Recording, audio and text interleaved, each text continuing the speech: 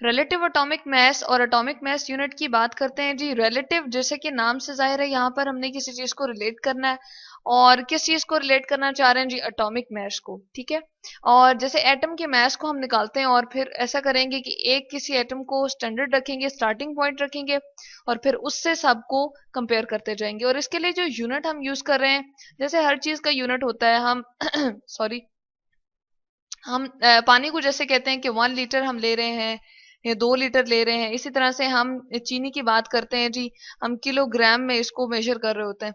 तो मैस का जो हम यूनिट लेंगे उसके लिए हम क्या यूज करते हैं जी? एटॉमिक मास यूनिट, यानी कि इसकी एब्रीविएशन हम यूज कर लेते हैं AMU। तो जो भी हमारे पास ग्राम में मैस, सॉरी, हम जो भी मैस लेंगे उसके लिए हम लिखते हैं जी AMU। ये 12 AMU है, ये 1 AMU है।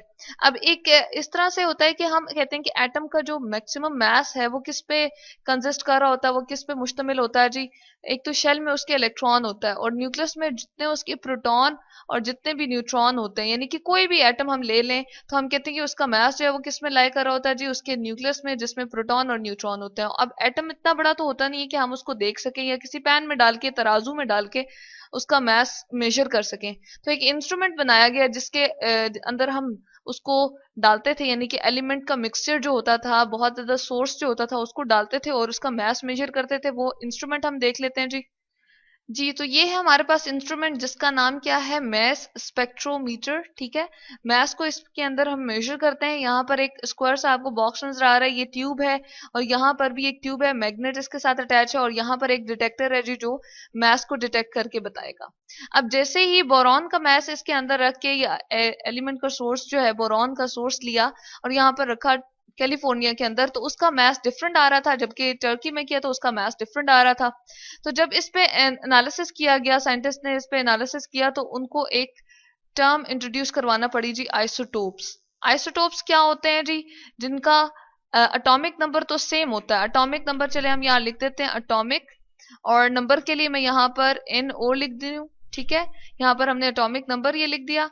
एटॉमिक नंबर उनका क्या है जी? वो सेम है। जबकि अगर हम मैस की बात करें, उनका जो मैस हम डिटरमिन करते हैं वो क्या होता था जी? वो डिफरेंट होता था, ठीक है।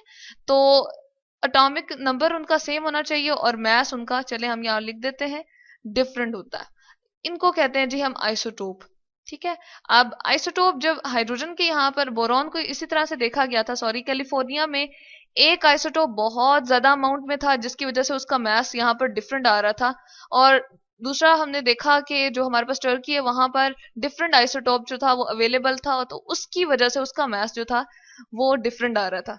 क्योंकि आइसोटोप इस तरह से होते हैं, जैसे हाइड्रोजन का ही यहाँ पर सोर्स अगर डाल के देखा तो उसके 3 आइसोटोप उनको मिले, ठीक है।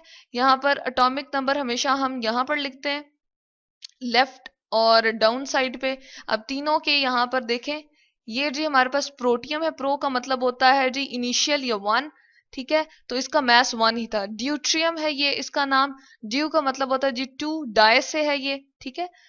और ये जो है हमारे पास, ये ट्रीटियम है, ये ट्राइटियम भी इसको बोलते हैं। इसमें इसका मास जो है वो डिफरेंट है और 3 है। तो मास नंबर आप देख रहे हैं कि तीनों के क्या हो रहे हैं? डिफरेंट हो रहे हैं। जबकि ये जो एटॉमिक नंबर है वो तीनों के सेम है। ये एटॉमिक नंबर सेम होने की वजह से, क्योंकि हमने प्रोडिक्ट टेबल को इस तरह से, एक टेबल ऐसा है जिसके अंदर हमने सारे के सारे एलिमेंट को अरेंज करके रखा है उनके एटॉमिक नंबर के हिसाब से। अब नंबर यहाँ पर तीनों का सेम है, तो हाइड्रोजन की जो हम फर्स्ट पोजीशन लिख रहे होते हैं उसमें हमेशा नंबर के हिसाब से ही हम इसको, क्योंकि प्रोडिक्ट टेबल में रख रहे होते हैं सारे के सारे एलिमेंट को, तो हाइड्रोजन का एक ही ब्लॉक बनता है। ये नहीं बनता कि प्रोटियम अलग जगह पे होगा, फिर ये जो ड्यूटियम है वो अलग जगह पे होगा, और ट्रिटियम जो है वो अलग जगह पे। क्योंकि इन तीनों का एटॉमिक नंबर हम देख रहे हैं कि सेम है, तो उसकी जगह सेम ही होगी। इस वजह से इसको हम क्या कहते हैं? आइसोटोप का नाम हमने इसको टर्म को दिया है जी। यानी कि आइसो का मतलब होता है सेम, और टोप्स का मतलब होता है जगह, यानी कि प्रोडिक्ट टेबल में इन तीनों की जगह एक ही है क्योंकि इनका एटॉमिक नंबर सेम है। अच्छा, अब जब इसकी मिकदारें इन तीनों की मालूम की गई और फिर इनकी जब कैलकुलेशन की गई और इससे जो मास डिटरमिन हुआ वो था जी 1.008 AMU। अब इससे सारे के सारे एलिमेंट्स के मैसेज को देखा गया कि कौन सा कितना हैवी है, कौन सा कितना लाइटर है।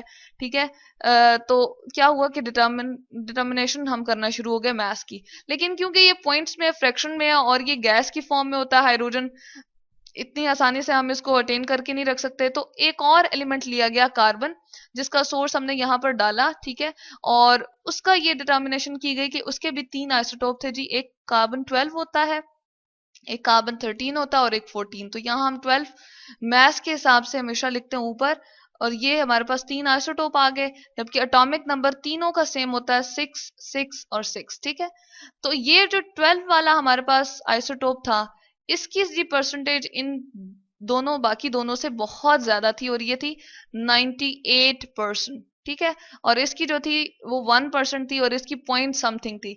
तो इसकी परसेंटेज जो सबसे ज्यादा थी, तो इसके मैथ्स को जब देखा गया तो वो कितना आ रहा था जी, 12 AMU। इस स्केल के ऊपर ये जो इंस्ट्रूमेंट था, इसके अंदर एग्जैक्टली 12 AMU आ रहा था।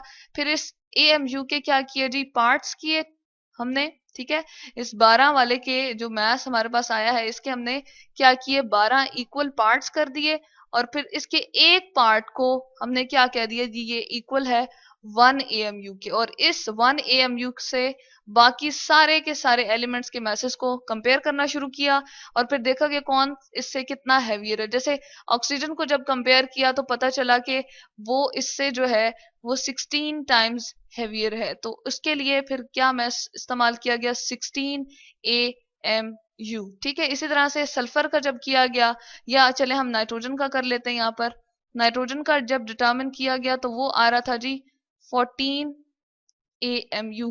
ठीक है, तो यहां से पता चल गया कि कौन हमारे पास कितना हैवी है। ये स्टार्टिंग पॉइंट इसी तरह से इनिशियली 1 AMU इसी तरह से लिया, जिस तरह हम कोई स्केल लेते हैं, हमारे पास छोटा स्केल होता है ज्योमेट्री बॉक्स में, तो हम कहते हैं कि यहाँ से हमने चलना स्टार्ट किया था और यहाँ से मेजरमेंट लेना शुरू की थी। तो बिल्कुल इसी तरह से ये 1 AMU भी एक्ट करता है कि हमने एक स्केल सा बना लिया है मैसेज के लिए, जिससे हम एटॉमिक मैसेज को रिलेट करना शुरू कर देते हैं, और फिर हम देखते हैं कि कौन सा हमारे पास मैस कितना हैवियर है। जैसे ऑक्सीजन का 16 AMU, नाइट्रोजन का जो है वो 14 AMU, और इसी तरह से बाकी एलिमेंट्स को भी हमने कंपेयर किया और उनके मैसेज इस तरह से हमने डिटरमिन कर लिया।